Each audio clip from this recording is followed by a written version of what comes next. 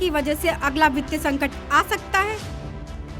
क्या crypto currency से हो सकता है आर्थिक और वित्तीय खतरा? आरबीआई के गवर्नर शक्तिकांत दास ने कहा, क्रिप्टो करेंसी में 100% सट्टा होता है, आर्थिक और वित्तीय स्थिरता के लिए खतरा होता है। आरबीआई गवर्नर शक्तिकांत दास ने बिटकॉइन जैसे सट्टा उपकरणों पर प्रतिबंध लगाने की वकालत करते हुए कहा कि निजी क्रिप्टो करेंसी की वजह से अगला वित्तीय संकट आ सकता है। इस पर प्रतिबंध लगाना बहुत जरूरी है। आइए जानते हैं अर्थशास्त्री प्रोफेसर एपी तिवारी जी से। आरबीआई के गवर्नर शक्तिकांत दास ने कहा है कि क्रिप्टो करेंसी में 100% सट्टा होता है, इससे आर्थिक और वित्तीय स्थिरता की खतरा बढ़ रहा है, तो इसको प्रतिबंध लगा देना चाहिए। इसमें कितनी बात की सच्चाई है सर?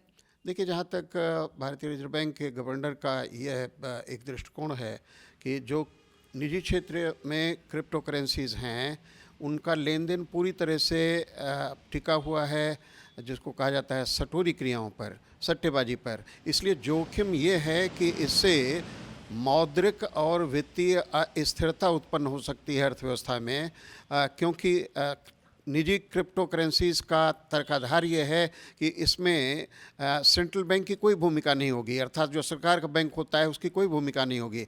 अगर सरकार के बैंक की अपनी भूमिका नहीं होगी तो मेरा ऐसा मानना है कि इससे एक प्रकार की मौद्रिक अराजकता उत्पन्न हो सकती है और काले कारनामों के जरिए जो धन कमाया जाता है वो अगर निजी क्रिप्टो करेंसी में लगा तो मैं समझता हूँ कि इस प्रकार अर्थव्यवस्था को एक भारी झटका लगेगा। और जो भारतीय रिजर्व बैंक का ये सरोकार है कि इससे मौद्रिक नीति से मेरा मतलब है विकास और महंगाई को रोकने का लक्ष्य साधा गया है, बल्कि शक्तिकांत तो ये कहते हैं कि ये अर्जुन दृष्टि है।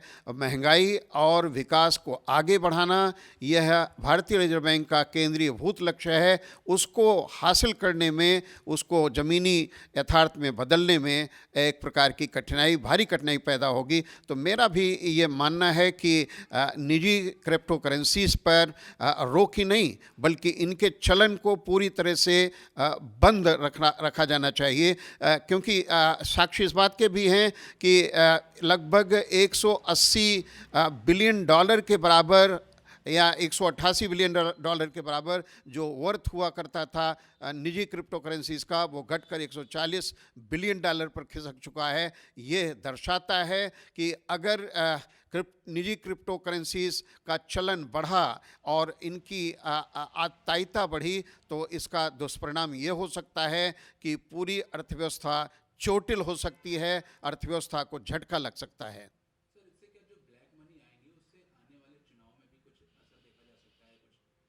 देखिए, अर्थव्यवस्था के लिए काला धन एक बड़ी समस्या रहा है, शुरू से रहा है। उसी को तो कह सकते हैं निराकृत करने के लिए एक उपाय किया गया था कि बड़े नोटों का चलन रोका गया था, विमुद्रीकरण किया गया था, जिसे नोटबंदी कहते हैं।